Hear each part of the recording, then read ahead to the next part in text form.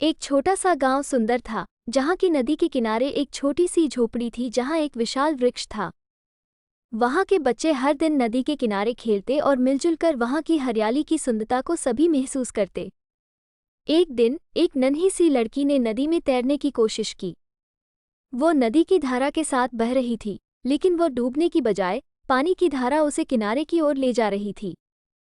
उसकी दृढ़ता और साहस ने उसे किनारे तक पहुंचा दिया। वहां उसने एक बड़ा वृक्ष को देखा जो नदी के किनारे खड़ा था। ऐसा लग रहा था वो वृक्ष उसे एक महत्वपूर्ण सीख देने वाला था। वो पेड़ जो बड़ी साहसिकता से नदी के किनारे खड़ा था, लेकिन उसका मूल मकसद नदी की धारा को रोकना नहीं, बल्कि उसे अपनी ऊंचाई और महत्व को बनाए रखना था। वृक्ष की ऊंचाई एक बीज से बड़े वृक्ष तक के सफर के संघर्ष की कहानी बता रही थी।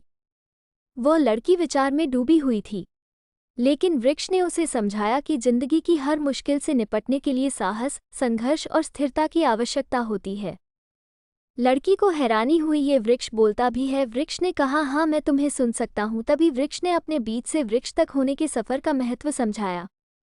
वो लड़की ने वृक्ष से अपने सपनों और लक्ष्यों के बारे में बताया कि मैं जीवन में कुछ बनाना चाहती हूँ, सफलता की ऊंचाई को छूना चाहती हूँ।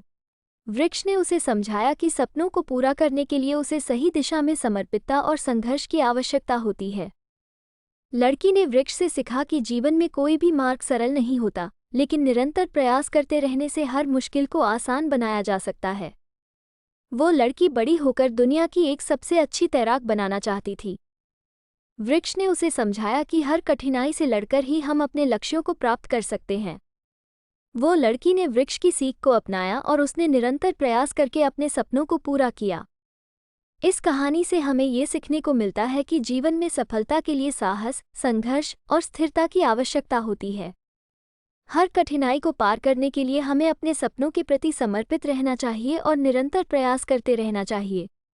यही हमें अपने जीवन में सफलता की ऊंचाइयों तक पहुंचाता है।